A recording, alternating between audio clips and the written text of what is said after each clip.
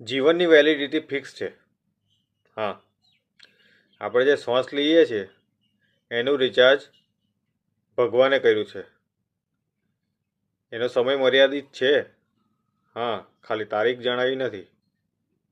અહીંયા કંઈ 1000-2 વર્ષ માટે કોઈ નથી આવ્યું.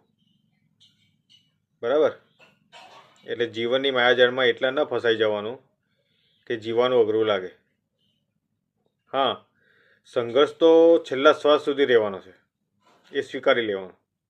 પણ આપણી દ્રષ્ટિ સાચી રાખવાની, તો જીવન પણ વરદાનરૂપ બની જશે.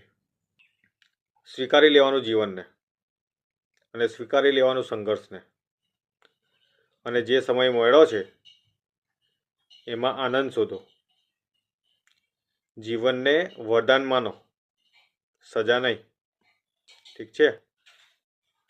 જય માતાજી.